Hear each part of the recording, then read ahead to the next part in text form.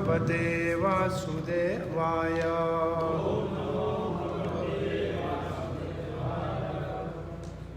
ओम नमो भगवते वासुदेवाय।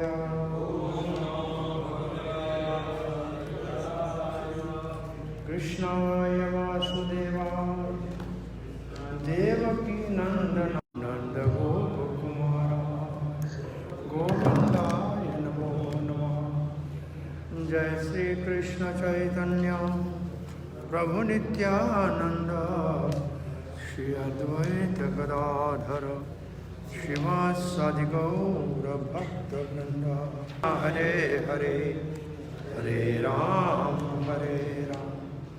राम राम हरे हरे। हरे कृष्णा।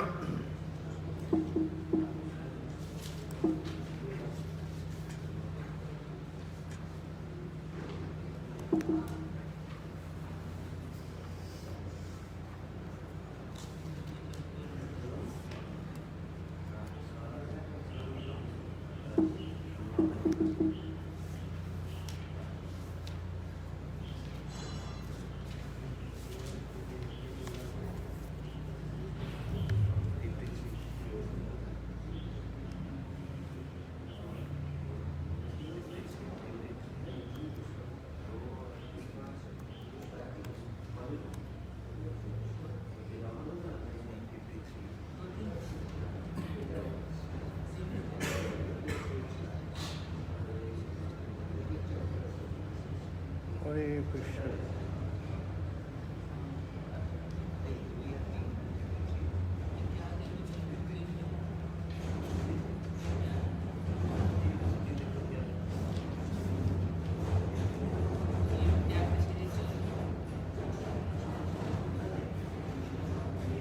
अठारह 8 हो गया। ओके। हरे कृष्णा। श्री कृष्ण बलराम मंदिर इस्कॉन वृंदावन के भाग्यशाली भक्तों, भगवद गीता यथारूप के भक्ति शास्त्री के 18वें अध्याय के अध्ययन में हम आज 18वें अध्याय के 9वें श्लोक से आगे बढ़ेंगे। 9वां श्लोक है कार्यम इति एव यत् कर्म नियतं क्रियते अर्जुन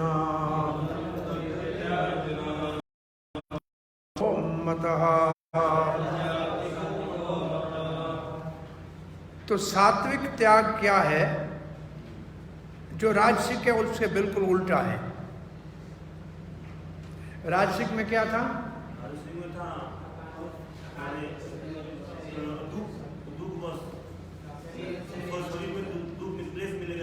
एक क्लेश था और क्या था?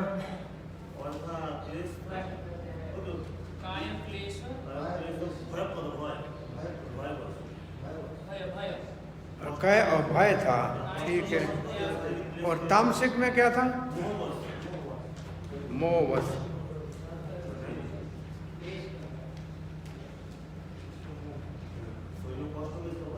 और उत्तम त्याग कौन सा था? उत्तम त्याग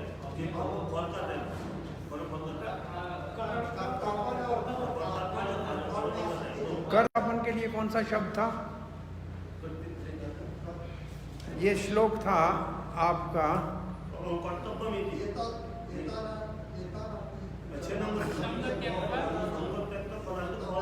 हाँ, तो ये 6 वाला श्लोक है। इसमें कर्तापन के लिए 9 श्लोक में वही दोनों शब्द हैं, वही है ना। अब कार्यम इति एव यत् कर्म, कर्म जो भी है वो अपना कार्य समझ के करता है। अब कौन सा कर्म करता है? नियतम क्रियते अर्जुन। नियतम का मतलब जो शास्त्र ने निर्धारित कर्म किए कहे हैं वो अपना कर्तव्य समझ के करता है। संगम त्यक्त्वा फलानि च, न तो कर्तापन का अहंकार है और न फल की इच्छा है। सत्याग सात्विको मतः, उसको सात्विक, जो उत्तम त्याग है वही सात्विक त्याग। ठीक है।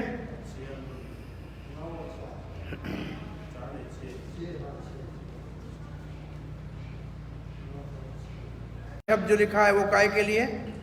नियत कर्म। नियत कर्म करने ही चाहिए, ये मानसिकता होनी चाहिए। और उसमें आसक्ति नहीं होनी चाहिए। किसके लिए? फल के लिए। और दूसरा क्या लिखा है?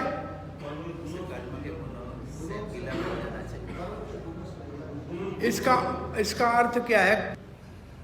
तो जो कृष्ण, अब प्रभुपाद जी उदाहरण दे रहे हैं एक, कि कोई भक्त है किसी कारखाने में काम करता है, तो वो कारखाने में काम करने जाता है तो न तो उसको कारखाने में काम करने वालों से कोई संगति करनी है या उनसे संग करना है, न काम है उसमें कोई आसक्ति है, तो फिर क्यों काम करता है? जो फल मिलेगा कृष्ण भावना के काम में लगाएगा। प्रभुपाद जी उदाहरण दे रहे हैं कि काम कहीं भी करने जाए, काम तो करने जाएगा, तो वहाँ जो लोग रहते हैं उनमें भी आसक्ति नहीं है, जो काम है उसमें भी आसक्ति नहीं है, तो चाहिए क्या? बोला जो वहाँ से फल मिलेगा वो भगवान की सेवा में लगाएगा। तो ऐसा जो काम करता है इसको कृष्ण का कार्य कहते हैं, कर्म कृष्ण कर्म। जब वो फल कृष्ण को अर्पण किया जाए तो उसको समझना चाहिए कि उसका कार्य दिव्य है। Hare Krishna, Mukund Datta Prabhu, welcome. What blessing you brought?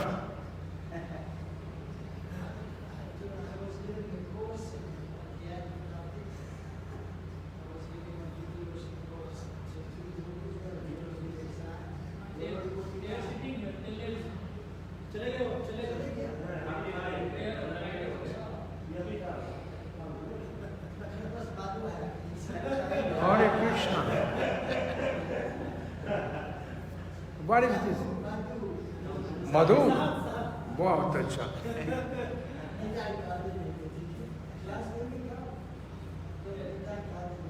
Okay. Oh, verse 10. न द्वेष्टे अकुशलं कर्म कुशले नानुसज्जते त्यागी सत्व समाविष्टो मेधावी छिन्न संशय। न द्वेष्टे अकुशलम कर्म, ऐसा कार्य है जो कुशल नहीं है, मतलब अच्छा नहीं है, उससे तो द्वेष नहीं करता है।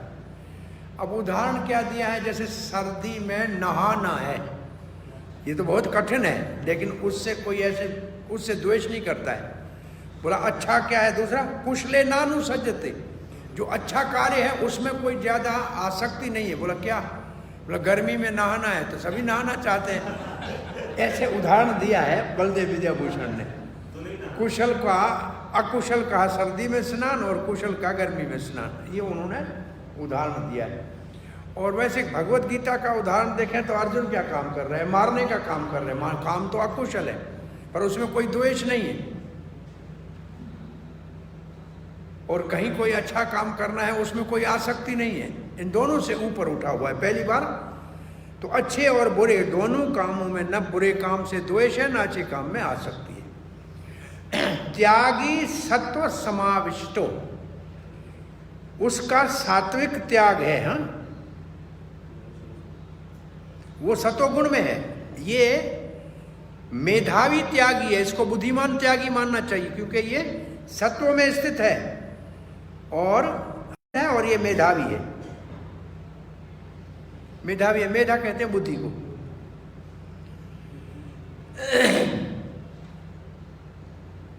सात्विक त्यागी के गुणों का वर्णन किया गया है इस श्लोक में। इस श्लोक में क्या है? से द्वेष नहीं करता है, कुशल कार्य में आसक्त नहीं रहता। और उदाहरण वही दो दिए। क्यों ऐसे करता है? क्योंकि सत्व में स्थित है। सत्व में स्थित है तो सत्व में क्या होता है? बुद्धि निर्णायक होती है। सत्व गुण का प्रभाव बुद्धि के ऊपर होता है और बुद्धि का काम है विवेक से निर्णय करना, सही क्या है गलत क्या है।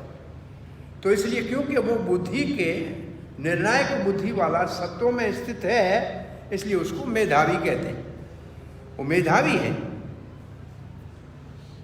और उसका दूसरा एक श्लोक में क्या उसका गुण है? देखो, छिन्न संशय है, इसका मतलब सारे संशय उसके समाप्त हो गए। अब उसके मन में कोई भी दुविधा नहीं है कि ये ठीक है या वो ठीक है।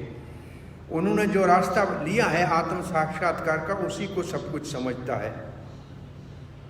तो छिन्न संशय, जो चीजें जैसे हैं उसको समझने वाले को सात्विक वृत्ति कहते हैं। ये सात्विक त्यागी है।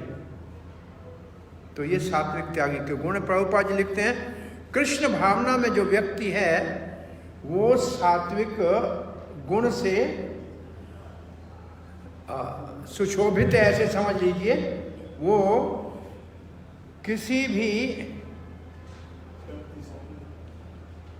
किसी से द्वेष नहीं करता है, और जो शरीर को कष्ट देता है उसकी भी परवाह नहीं करता है। क्या लिखा है, पढ़िए पहले लाइन। कृष्ण द्वारा भय व्यक्ति या सतुगुणी व्यक्ति न तो किसी व्यक्ति से घृणा करता है, न अपने शरीर को कष्ट देने वाले किसी बात से, न अपने शरीर को कष्ट देने वाले किसी बात से। कोई कुछ बोल दिया, कोई खराब वचन वाला उससे दुखी नहीं होता, उसको क्या नहीं करता। अच्छा, ये कुशल और अकुशल की परिभाषा लिखी है प्रभुपाद जी ने। कुशल का मतलब है कि कोई अकुशल बात करे, शरीर के लिए कोई बुरा कहे, या उससे कोई प्रभावित नहीं होता। ये हुआ अकुशल।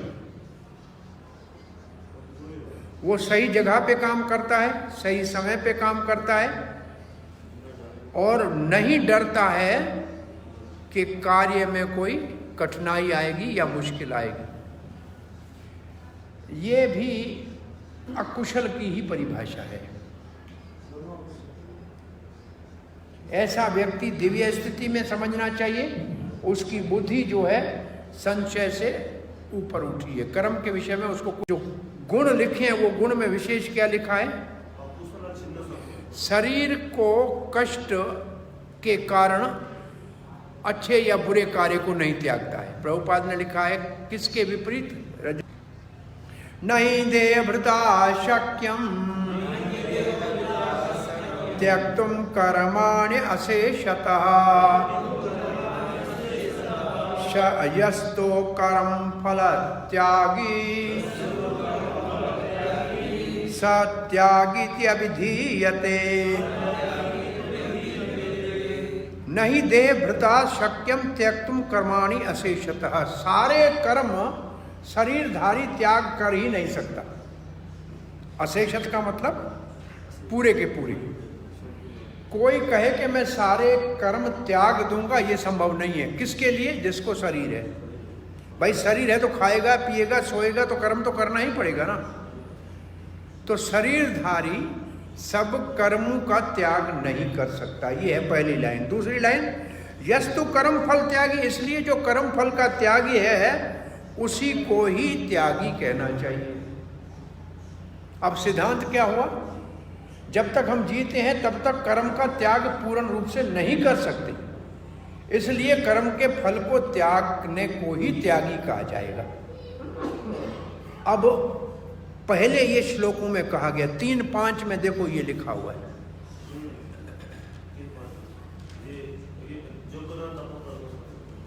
ये अच्छा है, कर्म को पूर्ण रूप से छोड़ने से कर्म का फल को छोड़ना चाहिए, ये अच्छी बात है। क्योंकि इससे क्या होगा, ज्ञान में स्थित होगा और कोई चिंता नहीं होगी। है कहता है 3 का 5 में क्या लिखा है, उसमें भी ये देहधारी कर्म सब नहीं छोड़ सकता, ऐसा है क्या कुछ? हाँ, क्या श्लोक क्या है? नहीं कश्चित् क्षणम अपि जातु अकर्म कीर्तन तिष्ठति। कभी भी कोई जिंदा है तो कर्म करना ही पड़ेगा। तो ये तो कह दिया है पहले ही, इसलिए तो कर्म से तो कोई छूट नहीं सकता है, कुछ ना कुछ तो कर्म करना ही पड़ेगा। इसलिए अच्छा है कर्म के फल को त्याग दे।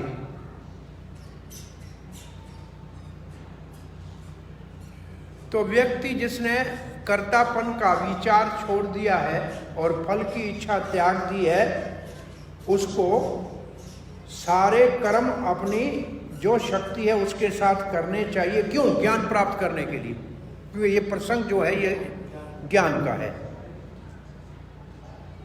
ये भगवान का निर्णय है। श्रील प्रभुपाद लिखते हैं भगवत गीता में ये कहा है, क्या लिखा है? कभी भी कोई कार्य नहीं छोड़ता है। ये है 3-5। ये जो लाइन है, ये जो पहली लाइन है प्रभुपाद ने लिखा है, ये 3-5 है ना।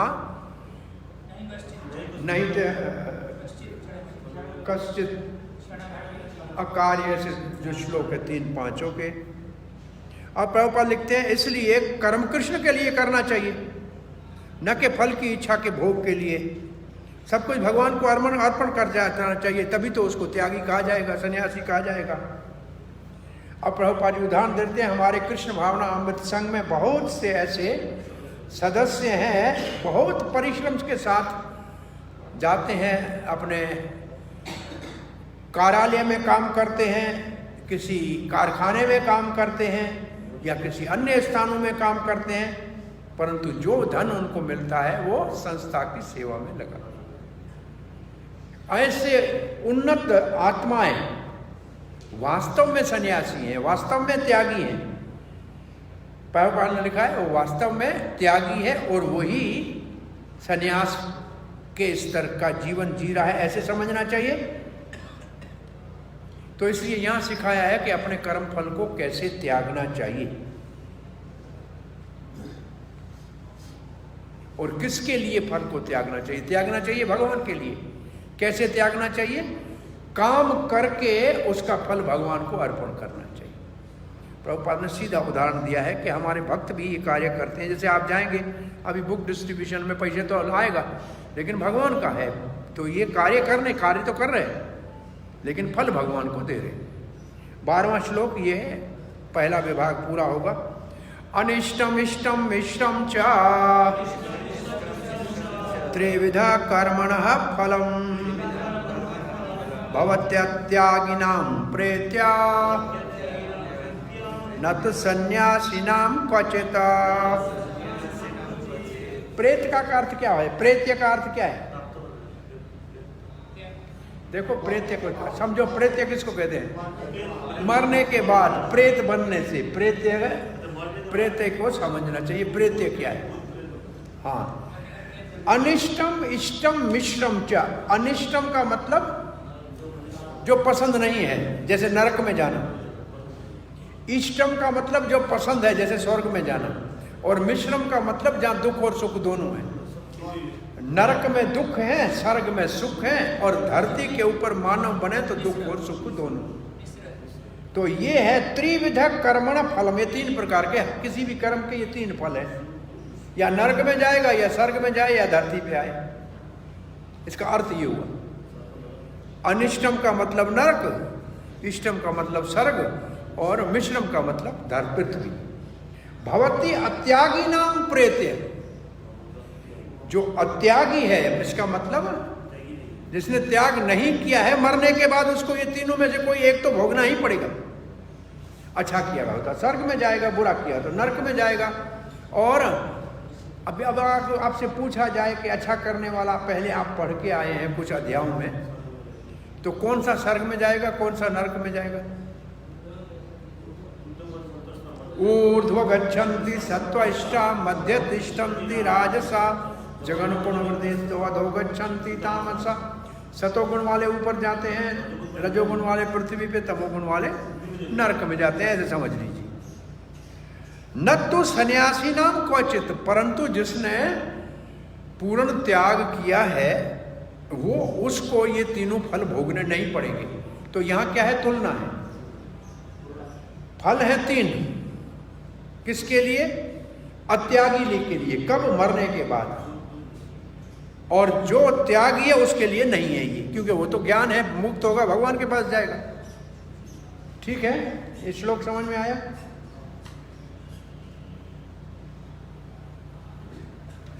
ये श्लोक उस दोष को दिखाता है अगर कोई त्याग नहीं करता है।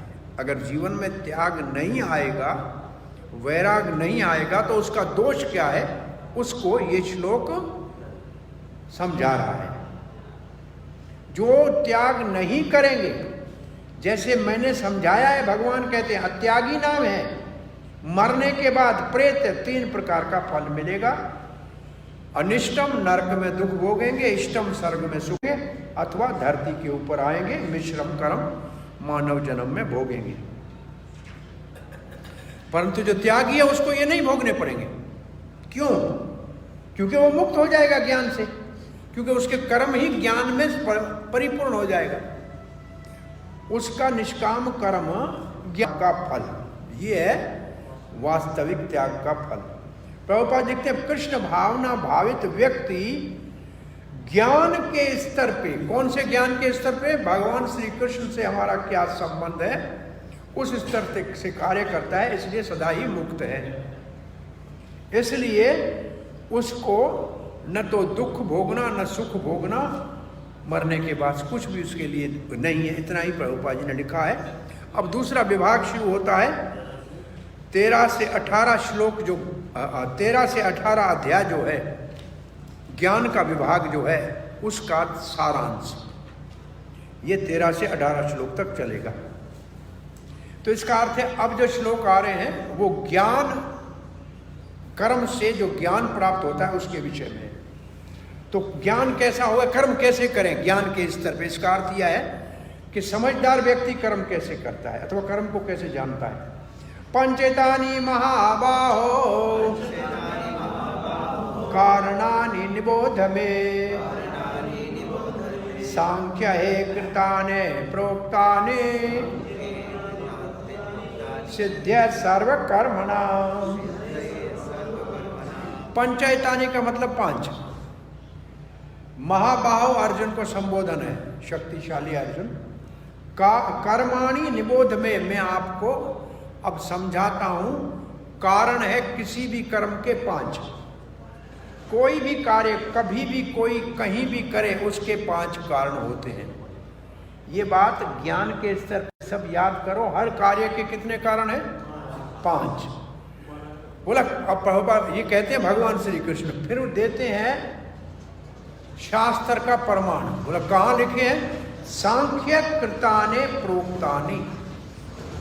सांख्य दर्शन जिसको ज्ञान कहते हैं, वेद कहते, कोई बात कहे फिर गुरु बोल रहा है, शास्त्र का प्रमाण दे रहा है। बोला लाभ क्या होगा? सिद्ध्य सर्व कर्मणा, इनसे सारे कर्मों की सिद्धि होती है।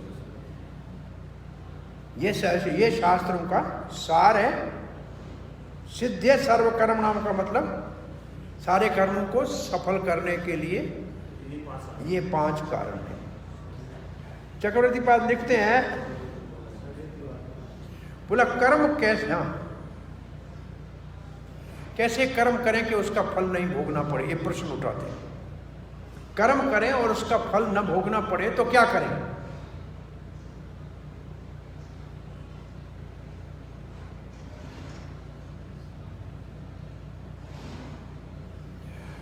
झूठा अहंकार त्याग कर। झूठा अहंकार त्याग कर मतलब कर्तापन को त्याग कर। कैसे कर्म करना चाहिए ये भगवान अब 5 श्लोकों में समझाएंगे। तो यहां से 5 श्लोकों में, श्लोक नंबर 12 से 13 से 13, 14, 15, 16, 17, इन श्लोकों में 18 तक जो भगवान समझाएंगे कि अहंकार रहित कर्तापन के भाव को त्याग कर कर्म कैसे किया जाए कि उसका बंधन न पड़े। अब कहते हैं सिद्धि के लिए